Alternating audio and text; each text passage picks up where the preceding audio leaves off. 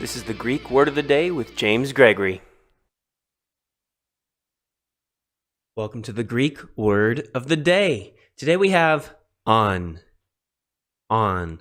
Now, the blue hymnal says it's untranslatable, uninflected particle. It's used to make a definite statement somewhat flexible. For example, who becomes whoever. Take a look at BDAG. It can be combined with E and form aeon. It could be used to denote aspect of contingency. And it does agree, it's incapable of translation by a single English word. It denotes that the action of the verb is dependent on some sort of circumstance or condition, and the effect of which we're on upon. The meaning of its clause depends on the mood and tense and aspect of the verb that it's attached to. Now, how does it work out in the New Testament? The use of on corresponds in the main to older Greek, although the rich variety, says BDAG, of its employment is limited, as is generally the case in Koine Greek. Now, in certain constructions, an aspect of certainty is indicated, and then you would use the translation gloss would, W-O-U-L-D.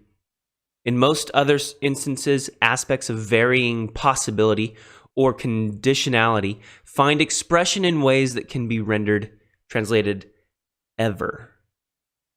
But with other glosses required when on is used in conjunction with other particles. Okay?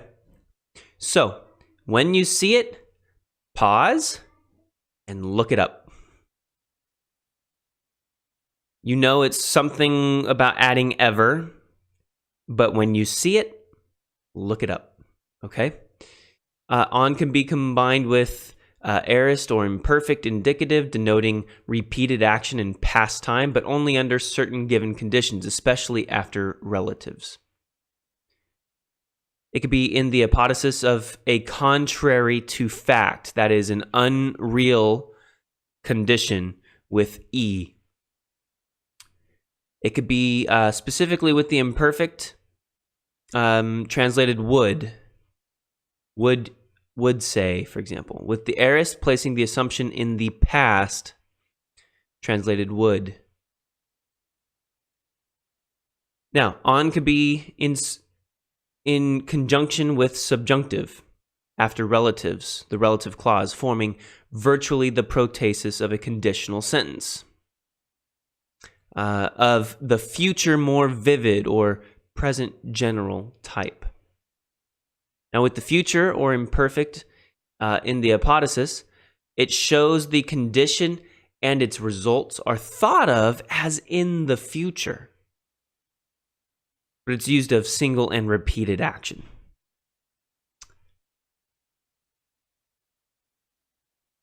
With the present in the apodosis, it shows that the condition and its results involve repeated action, regardless of the time element.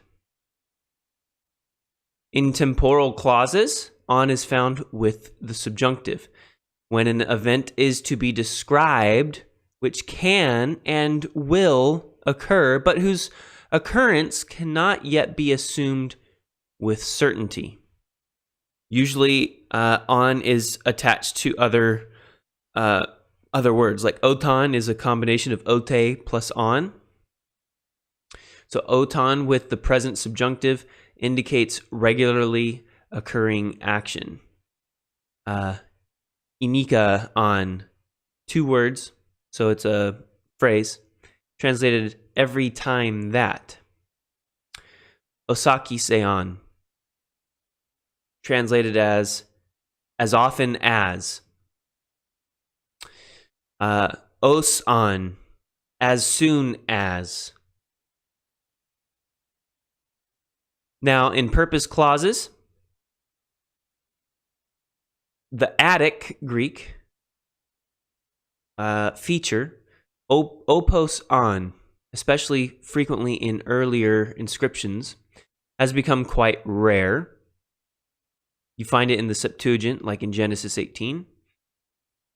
And an example out of Luke is opos on apokalyphthosin dialogismi. I don't know how to translate that. I'd have to look it up. Let's see. Yeah, I'd have to look it up. It also occurs in Acts. So interesting. Luke and Acts, those are traditionally accepted as better Greek out of the New Testament. Better. The optative with on in a main clause, this is the potential optative, has almost wholly disappeared, but a rare exception or example is evxemin on. Evxemin on in Acts 26. I don't know how to translate that, but again, you got to look it up. That's the key. The key to on is look it up. The last one here is the use of on with infinitive and participles, frequently in earlier Greek, is not found in the New Testament at all. But you have inami doxo os on, ekphobin imas, from 2 Corinthians. But it's considered to be explained in such a way that os on here is actually Latin influenced and translated, I would not want it to appear as if I were frightening you. So there you go. There's one other thing to keep in mind. There's another entry in BDAG on. Okay? And it reads, on for aeon is rare in Hellenistic Greek. But appears John 13, John 16, John 20,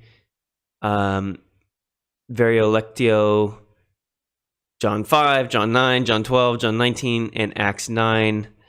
So it can happen sometimes, especially in John, where on actually is functioning just as aeon would. So keep that in mind too. Woo! That was a lot of content. On. Generally speaking, just add ever somehow into the sentence. Okay? You might tack it onto another word. You might just add the word ever somewhere in there. But there you go. Generally speaking, it's not translatable by one single word. You have to kind of work it in as a phrase somehow. And it adds this flexibility to a definite statement. And when you see it, look it up. All right? That's today's Greek word of the day. Stick around for tomorrow and we'll have another one. Cheers. We'll see you later. Bye-bye.